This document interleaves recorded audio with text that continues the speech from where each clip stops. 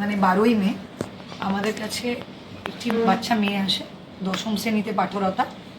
সে এসে বলে যে সে যখন স্কুলে যাচ্ছিল সাইকেলে করে, তখন প্রায় 7-8 জন ছেলে তাকে ঘিরে ধরে এবং তাকে সে যার কাছে পড়তো সেই মাস্টার প্রসূন বেরা তার প্রস্তাবে সম্মতি দেওয়ার কথা বলে, না হলে তার অনেক ক্ষতি করা হবে বলে। জামা কাপড় ধরে টানাটানি করে, তার শ্লীলতাহানি করার চেষ্টা করে, জামা কাপড় ছিঁড়ে দেয় এবং তাকে খুব বিধ্বস্ত অবস্থায় সে বাড়ি যায়।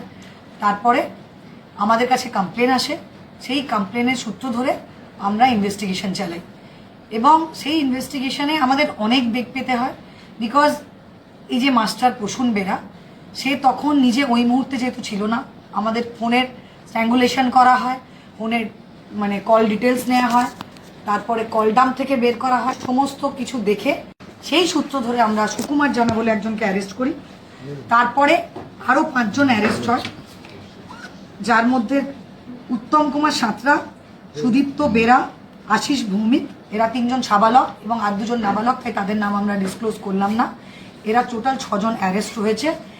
তাছাড়াও আরও 1-2 জন আছেন যাদেরকে এখনও আমরা ধরতে পারিনি, ইনভেস্টিগেশন চলছে।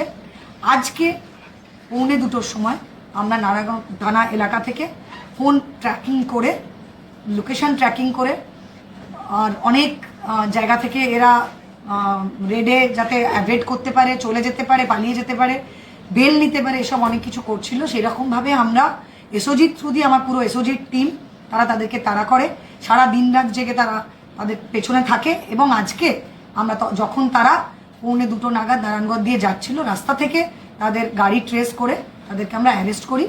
এবং এই প্রসূন বেরা, ইনি শিক্ষক। আমরা এই ঘটনাটা এত বড় করে বলার একটাই কারণ, স্টুডেন্টদের কাছে শিক্ষকরা সেফ প্লেস।